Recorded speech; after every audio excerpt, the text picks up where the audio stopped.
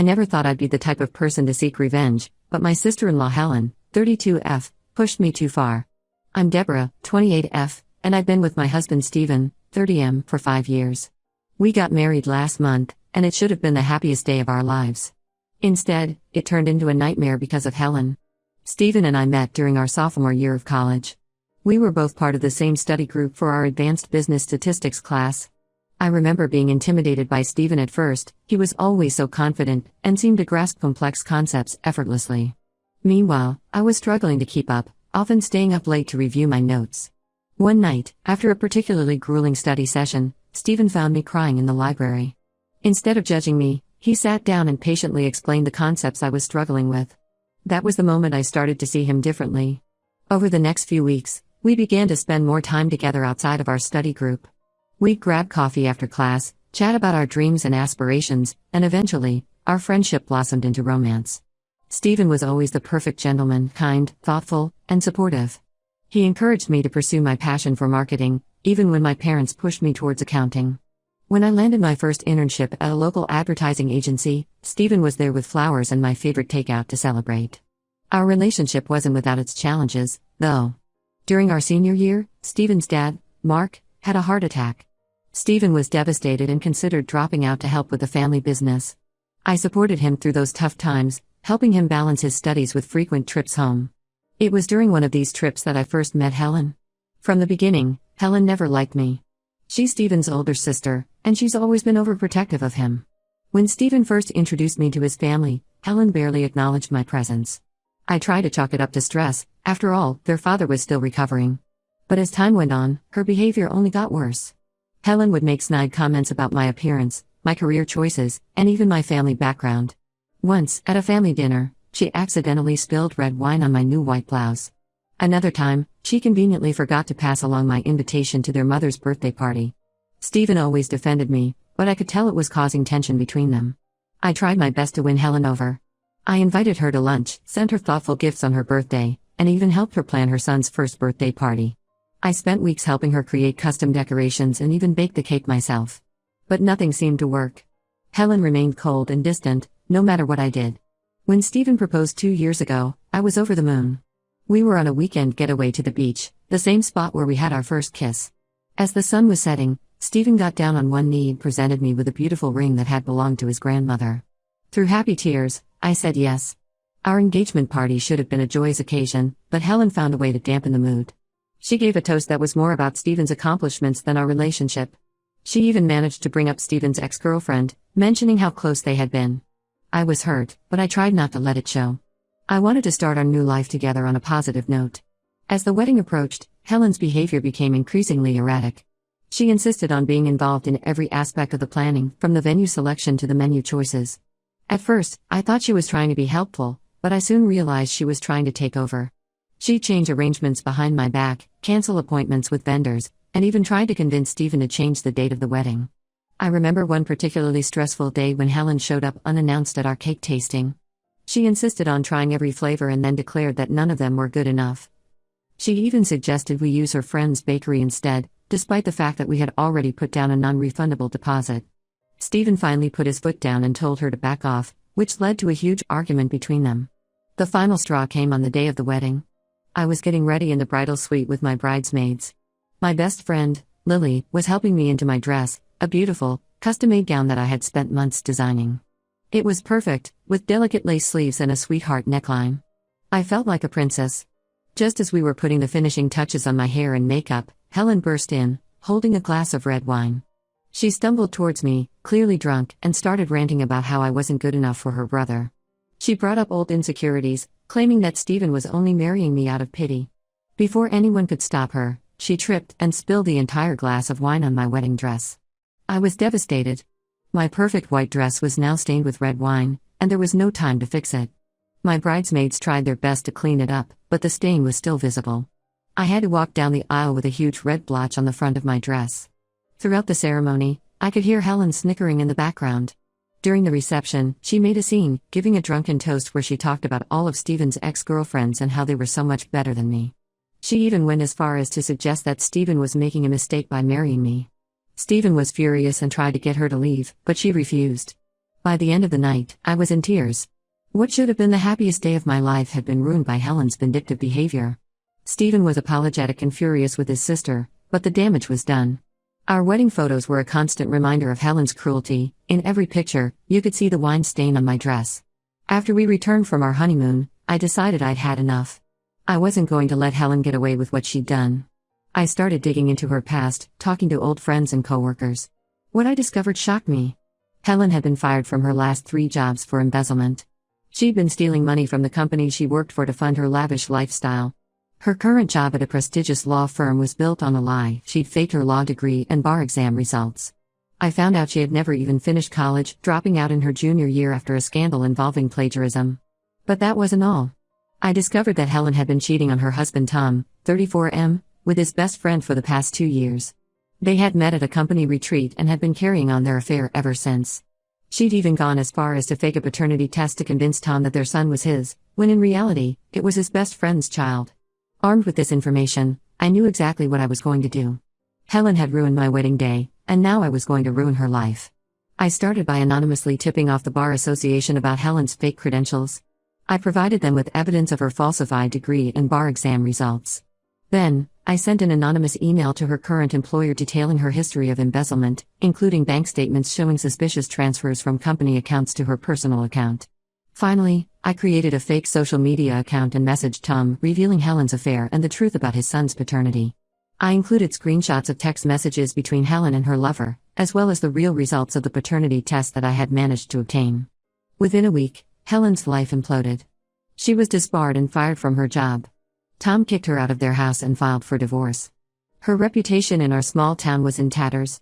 People who had once admired her success were now gossiping about her downfall. I know what I did was extreme, but I don't regret it. Helen had been tormenting me for years, and she crossed a line when she ruined my wedding day. Maybe now she'll learn that her actions have consequences. Am I the asshole for exposing my sister-in-law's secrets after she ruined my wedding? Update 1. It's been a month since my last post, and a lot has happened. I want to thank everyone for their comments and support. Many of you asked for an update, so here it is. After I exposed Helen's secrets, things in our family got really tense.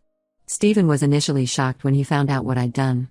He knew his sister had issues, but he had no idea about the extent of her deception. We had a long, difficult conversation about it. I explained to him how hurt and angry I was about our wedding day, and how I felt that Helen had been tormenting me for years. Stephen admitted that he had always hoped Helen would come around eventually. He shared stories from their childhood, how Helen had always been the golden child in their family, excelling in school and sports while Stephen struggled with dyslexia. He realized now that Helen's perfectionist facade had been hiding a lot of insecurities and lies. Helen, unsurprisingly, didn't take her downfall well. She showed up at our house one night, completely drunk and hysterical. It was around 2 a.m. when we heard loud banging on our front door. When we opened it, Helen stumbled in, reeking of alcohol. She was screaming and crying, accusing me of ruining her life. Stephen tried to calm her down, but she was beyond reason. She started throwing things, a vase, picture frames, anything she could get her hands on. When she picked up a heavy bookend, I feared she might actually try to hurt one of us. She even tried to physically attack me, lunging at me with her nails out, but Stephen intervened, restraining her until we could call the police. The officers who responded were familiar faces. In our small town, everyone knows everyone. They were shocked to see Helen, once considered a respectable lawyer, in such a state. They gently but firmly escorted her off our property, and we later found out they took her to the station to sober up. The fallout in Stephen's family has been severe. Their parents, Mark, 58M, and Linda, 56F, were devastated when they found out about Helen's lies. They've always been proud of her supposed success as a lawyer, and finding out it was all built on deception was a huge blow. Linda has been calling us daily, crying and asking how this could have happened. She shared that she had always put Helen on a pedestal, bragging about her achievements to friends and family. Now, she feels like she doesn't even know her own daughter. Mark, on the other hand, has barely spoken to anyone since the news broke.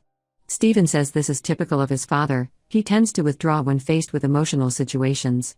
Tom, Helen's soon-to-be ex-husband, reached out to Stephen a couple of weeks ago.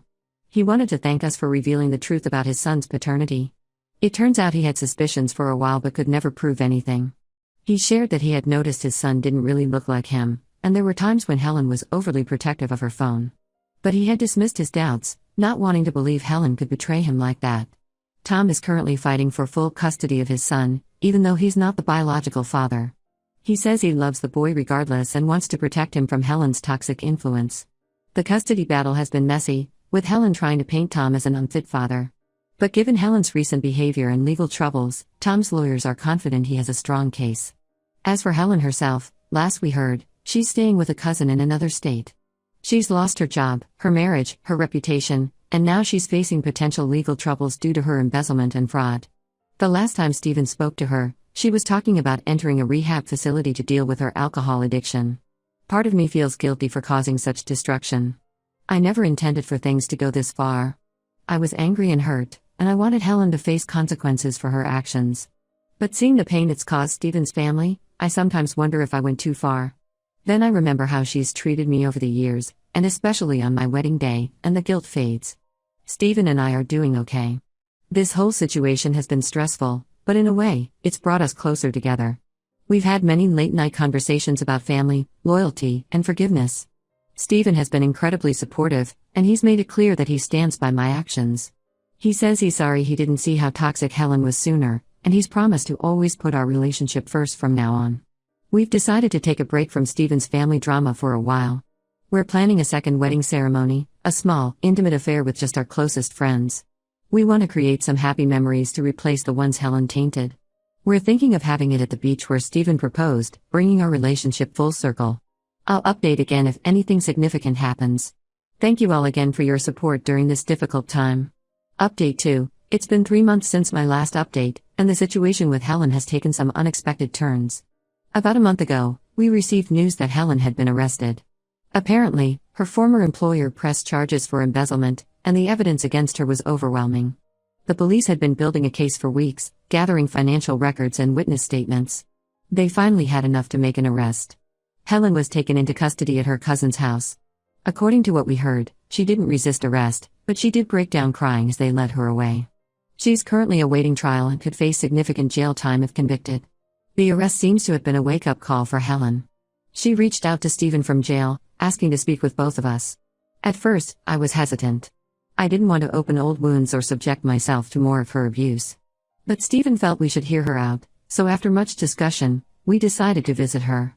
We went to the county jail last week, and it was intense.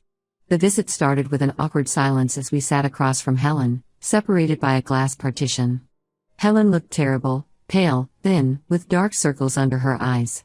Her usually perfectly manicured nails were bitten down to the quick, and her designer clothes had been replaced by a drab prison jumpsuit. As soon as she saw us, she broke down crying. Through sobs, she apologized profusely for everything she'd done, not just at our wedding, but over the years. She admitted that she'd always been jealous of me because she felt I was taking her brother away from her. Helen opened up about her own insecurities and struggles. She confessed to struggling with alcohol addiction for years, which explained some of her erratic behavior. She said it started in college when she was struggling to keep up with her coursework. The drinking led to the plagiarism scandal that got her expelled, and things spiraled from there. She also revealed that she had been diagnosed with bipolar disorder a few years ago but had stopped taking her medication because she didn't like the side effects. This, combined with her alcohol abuse, had contributed to her increasingly erratic behavior. While I appreciate her apology, I'm having a hard time forgiving her. The hurt she caused runs deep, and I'm not sure if I'll ever be able to fully trust her again. Stephen is struggling too. He wants to support his sister, but he's also angry and disappointed in her actions. On a more positive note, Stephen and I had our second wedding ceremony last month. It was everything we had hoped our first wedding would be: small, intimate, and filled with love. We held it at sunset on the beach where Stephen had proposed. Our closest friends surrounded us as we renewed our vows. This time, we wrote our own vows.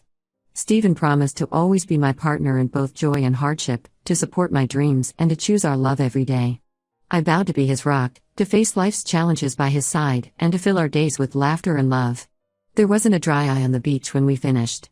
It felt like a fresh start for us, a chance to create new, happy memories untainted by the past drama. After the ceremony, we had a bonfire on the beach, roasting marshmallows and sharing stories with our friends. It was simple, but it was perfect. Tom's custody battle for his son, who is technically his nephew, is ongoing. The courts are taking the unusual circumstances into account, and it looks like he has a good chance of getting full custody. Tom's lawyers have presented evidence of Helen's unstable behavior and her current legal troubles, which has strengthened his case.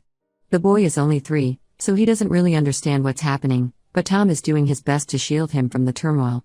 He's been taking him to play therapy to help him process the changes in his life. Tom says the boy often asks about his mom, which breaks his heart. Stephen's parents are slowly coming to terms with everything that's happened. They've started seeing a family therapist to help them process their feelings about Helen's actions and her current situation. Linda has been attending Al-Anon meetings, which she says have been helpful in understanding Helen's addiction. They've also been making an effort to rebuild their relationship with Stephen and me. Last weekend, they invited us over for dinner. It was a bit awkward at first, but as the evening went on, we found ourselves laughing and sharing stories like we used to before all this happened. It felt like a small step towards healing. As for me, I'm trying to move forward. I've started seeing a counselor to work through my feelings about everything that's happened. It's helping me process my anger and hurt in healthier ways. We've been working on techniques for managing stress and anxiety, which has been really helpful. Stephen and I are also focusing on our future. We're talking about starting a family of our own soon. We've started looking at houses in a nearby neighborhood with good schools. It feels good to be planning for the future instead of dwelling on the past. I know the road ahead won't be easy, especially with Helen's trial looming, but I feel like we're in a better place now. We're facing things as a team, and that makes all the difference. Update 3. It's been 6 months since my last update, and I wanted to share the latest developments in our ongoing family saga. Helen's trial concluded last month. It was a tense few weeks as we waited for the verdict. The prosecution presented a strong case, with extensive financial records showing Helen's embezzlement. Helen's defense team tried to argue that her mental health issues and addiction contributed to her actions, but in the end, the evidence was too overwhelming. Helen pleaded guilty to embezzlement charges and was sentenced to 3 years in prison. The judge took into account her recent efforts to turn her life around and her willingness to make amends, which resulted in a lighter sentence than initially expected. She'll also have to pay restitution to her former employer. Before she went to prison, Helen asked to meet with Stephen and me one last time. We agreed, and it was an emotional encounter. Helen seemed genuinely remorseful and determined to use her time in prison to work on herself. She's enrolled in an alcohol rehabilitation program and is taking classes to earn a legitimate degree. During our meeting, Helen shared more about her struggles with bipolar disorder and how it had affected her decision-making over the years. She's now on a stable medication regimen and seeing a therapist regularly. While I'm still cautious, I can see that she's making an effort to change. Stephen has been struggling with mixed emotions about his sister's imprisonment. He's relieved that she's getting help, but he's also sad about the circumstances. We've been attending family therapy sessions together, which has been helping us navigate this complex situation. In our last session, Stephen was able to express his feelings of guilt for not noticing his sister's struggles earlier. Tom won full custody of his son, now officially his adopted son. The little boy is adjusting well, and Tom has been amazing throughout this whole ordeal. He's even agreed to let Stephen's parents have visitation rights, recognizing the importance of maintaining family connections despite the complicated circumstances. Last week, we all got together for the boy's 4th birthday party. It was bittersweet, but it felt like a step towards a new kind of normal. Stephen's parents, Mark and Linda, have made significant progress in therapy. They've come to terms with Helen's actions and have been making a concerted effort to rebuild their relationship with us. We've been having weekly family dinners, and it's been nice to see them without the cloud of Helen's drama hanging over us. Last Sunday, Linda even brought out old photo albums, and we spent the evening reminiscing about happier times. As for Stephen and me, we're doing better than ever. We've put the wedding drama behind us and are focusing on our future.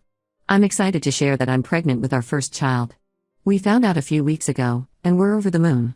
It feels like a new chapter in our lives, one filled with hope and possibility. We've started preparing the nursery in our new house. Stephen has been adorably overprotective, insisting on doing all the painting himself to keep me away from the fumes. We've been having fun picking out furniture and debating over color schemes. Looking back on everything that's happened, I have mixed feelings. I still believe Helen needed to face consequences for her actions, but I regret the way I went about it. I've learned that revenge, while momentarily satisfying, often leads to more pain and complications. If I could do it all over again, I would have tried to address the issues with Helen more directly, perhaps with the help of a family mediator. This experience has taught me a lot about forgiveness, not just of others but of myself. I'm working on forgiving Helen for her past behavior, and I'm also working on forgiving myself for the way I handled the situation. It's a process, and some days are harder than others, but I'm committed to moving forward. As we prepare for the arrival of our baby, Stephen and I are committed to breaking the cycle of family drama. We want to create a loving, stable environment for our child, one where conflicts are resolved through open communication and mutual respect. Thank you all for following our story and for your support throughout this journey. While it's been a difficult road, I feel like we're finally moving towards a brighter future.